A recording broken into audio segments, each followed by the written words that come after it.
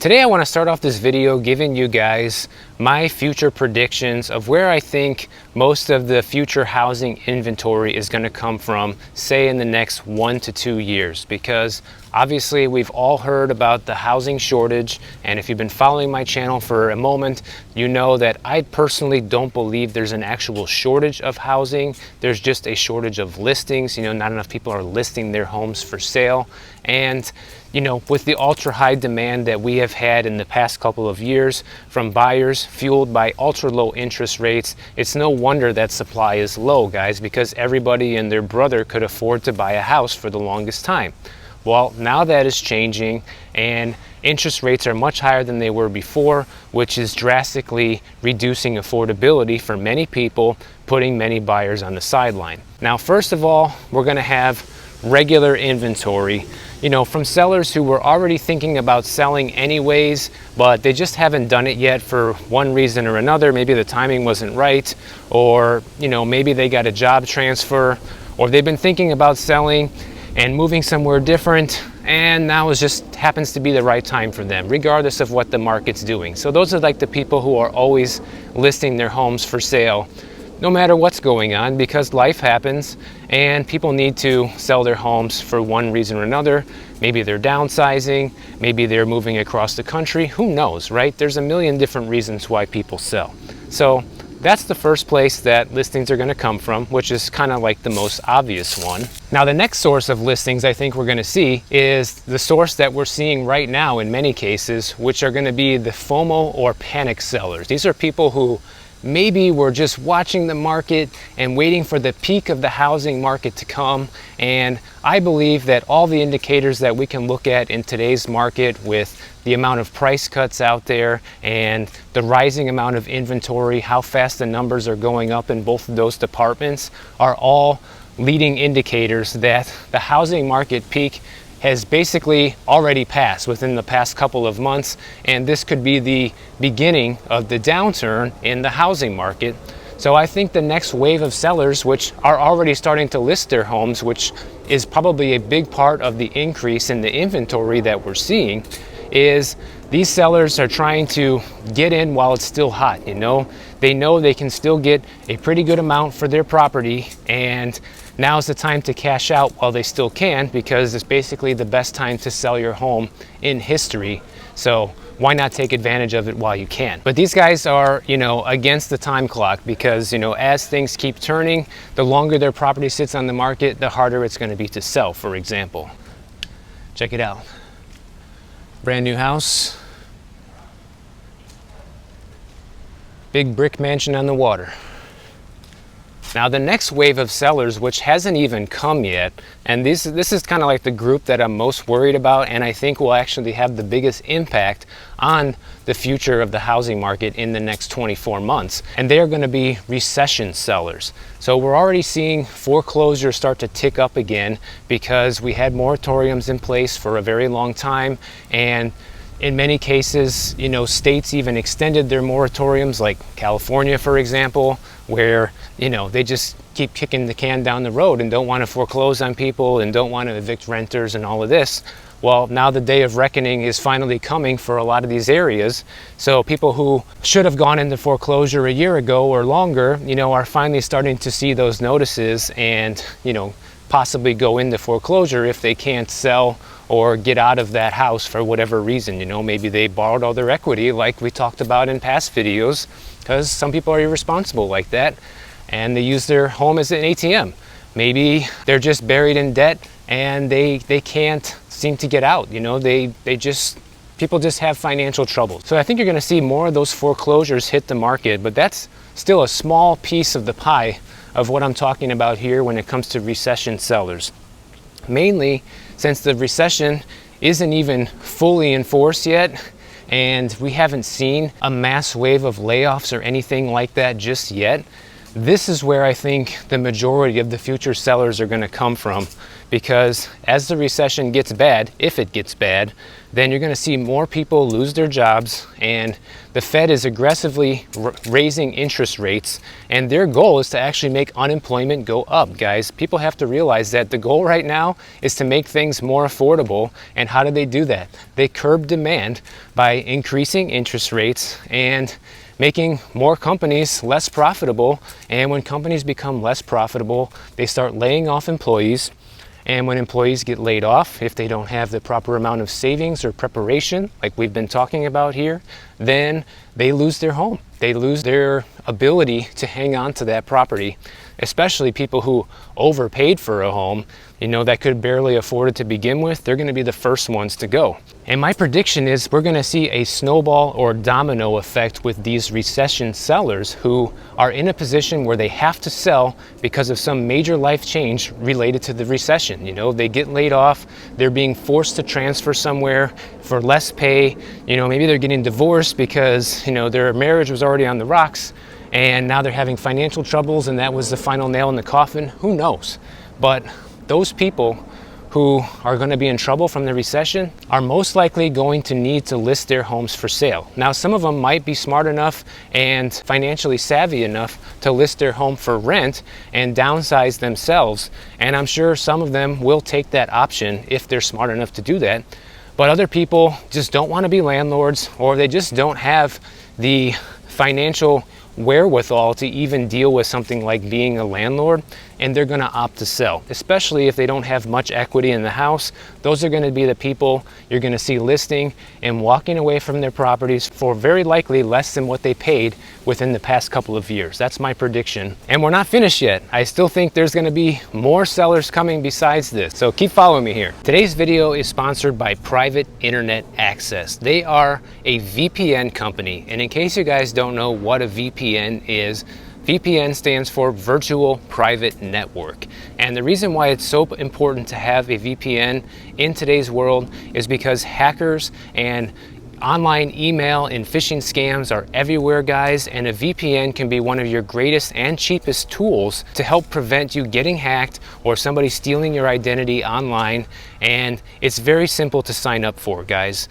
First of all, you don't need to have any type of equipment to do this. This is all web-based, so all you need is an app for your phone, or you can do this directly on your computer. It doesn't matter if you have an Apple device, a Windows device, an Android device. It's compatible with all of them. Private Internet Access has 50 servers in the United States. So for all 50 states, they have a server.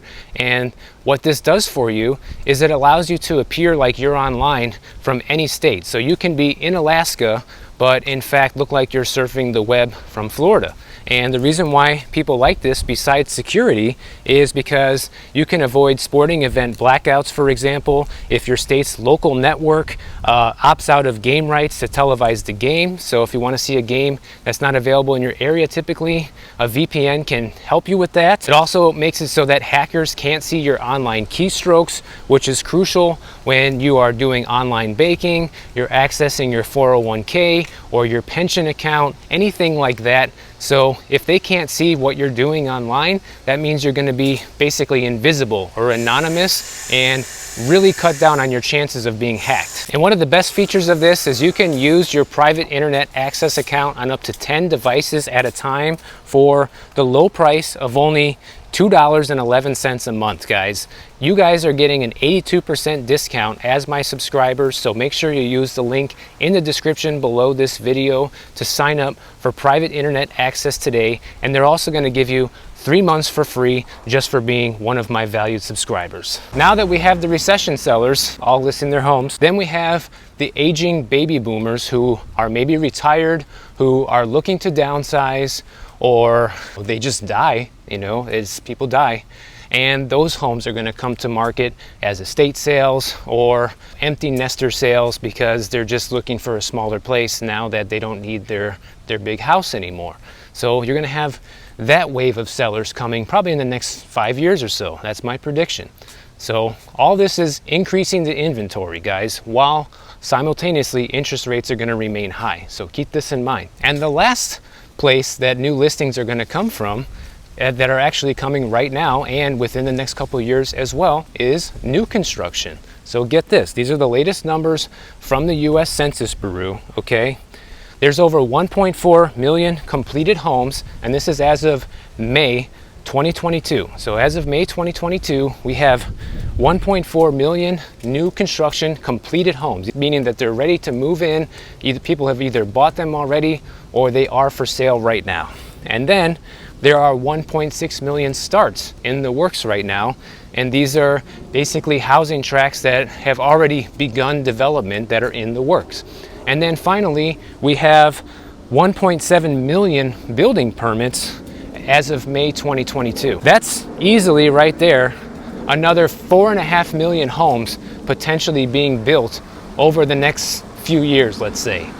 So there's no guarantee of when these new homes are going to come to market, especially the ones that are being started right now or that are just permits, because a lot of builders are starting to back off, which we're going to get to more a little bit later in this video. But the one thing I want you guys to understand from all of these sources of listings that are going to be coming is that all these things add to the inventory count out there. And one of the major reasons that home prices have been so high, besides inflation, is the fact that there's just hasn't been that much inventory available. But I think all that is about to turn around, as it already is turning around in many areas where we're seeing inventory go up in a lot of different places across the country. So it's just beginning to happen where the market is turning. And the reason why I think we're going to see all of these listings come is because of the current situation that our economy is in. Pretty much all major companies are preparing for a recession, guys. Like they all know it's coming. The big question is right now is how bad is it going to be? Nobody really knows that, but because inflation is so high and the amount of measures that the Fed is going to have to take in order to curb this inflation, I think that puts the risk for a severe recession being very high due to the amount of shots they're going to have to take at the economy in order to calm things down. So, and other companies are seeing this. This is not just me saying that. You know, a lot of big companies across the country have already made layoffs or are preparing to do so and are already tightening up spending where they can because they know that it's time to hunker down for this potential downturn. The recession, in my opinion, is going to be the big spur of the listings to come. And we haven't even seen that yet, and inventory is already rising. So just think about that. Now, because it's been so discouraging for buyers out there for such a long time, I want to just mention a little spark of hope here that I read today. There was an article that came out about home buyers getting a second chance in some cases because they were patient. And this is one of the things I've been talking about in my videos as well. And there was a story about this couple from Philadelphia. They were looking at about 24 different houses before they decided to make an offer on the one that they loved. And of course, they got outbid by a cash investor, which has been the story of many buyers' life these days. And they thought they lost the home. Well, guess what? One thing that people aren't realizing is that a lot of homes that are going under contract are falling out of contract for one reason or another. Now, this article didn't say why this home came back on the market, but these buyers were smart enough to have a backup offer in place, and they ended up getting the home of their dreams. So that's a success story to me. Now, we can all dispute the fact of whether or not it's a good time to buy or not, but the fact is these guys are happy with their purchase, and because they were patient and didn't, go nuts and try to even outbid that cash buyer or just settle for something less that they don't like just because they want to get a house, they ended up winning in the end, at least winning in their view, right? Because they got the house that they really wanted. And this is something I just wanted to touch on real quick because there's a great lesson that can be learned from this, which is patience is the number one thing. And there's a couple of other things to learn. Don't get into bidding wars. If you're still seeing bidding wars on a desirable property, don't get into it, because there is a chance that that home could come back on the market, There's no guarantees of that, but because these people were patient, they ended up getting a property that they really love. So that's important. And never be afraid to be the backup offer. Now, it's not the most appealing position to be in as the buyer because there's no guarantee you're going to be able to get the property. But I personally have sold a few properties over my real estate career to backup buyers, and we're seeing more people who are patient enough to be the backup offer right now succeed in the end when these homes do come back on the market. Because what happens if you're the backup offer, the home never actually goes back on the market. It basically, if the first buyer backs out for whatever reason, you automatically fall into contract on this property without having to compete with anybody else. So that's the great thing about being the backup offer. It's a guarantee that you're second in line. So never be afraid to be the backup offer when you find a house that you love, but somebody beat you to the punch. And sometimes, guys, sellers don't want to accept backup offers. You know, they feel confident the house is gonna sell, or for whatever reason, they just don't want to accept it. But that doesn't mean don't keep your eyes on that property, because even if they don't accept a backup offer, there's still a possibility that the place can come back on the market. So make sure that you're watching the listings that you're interested in very closely, especially now as more and more contracts for sale are being canceled. Because right now, being a buyer, your odds are starting to increase. I'm not saying it's a buyer's market. I'm saying that things are getting a little bit easier if you're still in the market to buy. Now, one thing I find interesting is it seems like in general, the consensus out there from different news outlets and economists and CEOs at corporations, people that are in tune with the economy and things like that, are having different views and opinions about what's going to happen in the housing market. You pretty much have it being two camps right now. You have people saying that it's going to crash just like 2008 or possibly even worse, because we have a lot more conditions right now that we didn't have then, like inflation and the pandemic, things like that, that have made things worse. And then you have the other side of the camp that says there's going to be a slowdown in housing, but it's definitely not going to crash like before because the demand is just too high. Now, most of you already know where I stand on this. I am definitely in the camp that I do think things are going to go down. I don't know if it's going to be a 2008 style crash or worse or not. Maybe it won't be as bad. But I do think things are going down because we're already seeing so many signs of that happening. But obviously, if I start seeing signs that things are turning around, guys, and I think that, you know, it's going to keep going back up, I'll be the first one to tell you, because I just want you to have the best information that I can give you, and whatever that is, I will give it to you at the time. But one thing I will never underestimate, which is always the wild card here in my opinion, is just how highly manipulated our economy is right now, and that affects the housing market. So we all know that the government printed trillions of dollars over the past couple of years and have caused this massive inflation problem. And on top of that, we had extremely low interest rates that have fueled demand for housing like no other time in history. So at the moment, those two things are starting to be reversed. And since those things were the biggest contributors to this boom, they'll also be the biggest contributors to the bust, in my opinion. But one thing that I'm unsure of is the Fed said they were going to stop buying mortgage-backed securities and start shrinking their balance sheet as of June.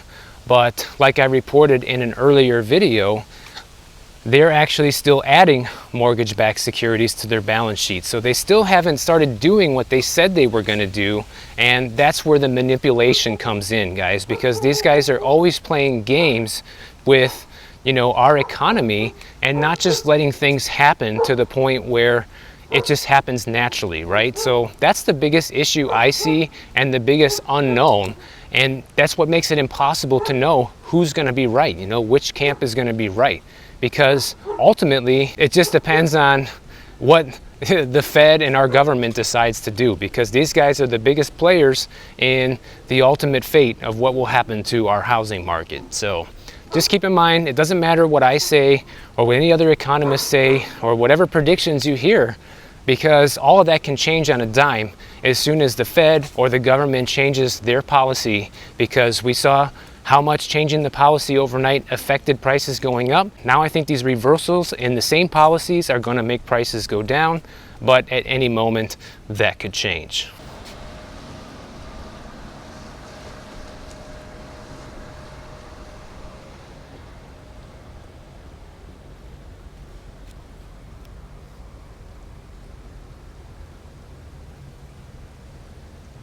Now, home sellers right now are at a big fork in the road in general. According to Redfin, there are two different types of home sellers right now. There are the home sellers that have realized that the housing market is cooling down and are starting to price their homes accordingly, slightly below what their neighbors are asking. And this is how things start, guys, like I was talking about earlier. If you want to get the home sold, the house has to be more competitively priced than the neighbor next door to attract the most buyers and offers before the next guy. So this is how it all starts in reverse, just like it started with the going up, you know? So that's the first thing. And then you have the other half of sellers out there who don't even realize that the housing market has changed, and they still think they're going to get bidding wars and it's going to be insane like it was 6 months ago. But those guys are in for a rude awakening, because 78% of buyers right now that were surveyed are saying they're taking a break from looking right now. Some of them by choice, because they don't want to overpay for a home because they think the housing market has peaked. And some of them are taking a break because they have no choice, because they simply cannot afford a home anymore like they could back when interest rates were low. So if you're a seller out there, you need to decide which one you are and how motivated you are to sell. Now, we've seen on these walks before that there's a lot of sellers around here who don't seem very motivated, because you're having homes sitting on the market for a long time that aren't selling and are way overpriced. And there's a saying that you learn when you're becoming a real estate agent, and it goes something like this. There's 3 reasons why a home usually doesn't sell: the price, the price, the price.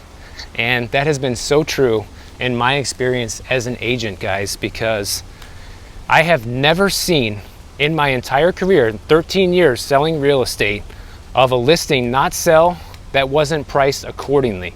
And I started my career during the last housing market crash in 2008, okay? And prices were way down.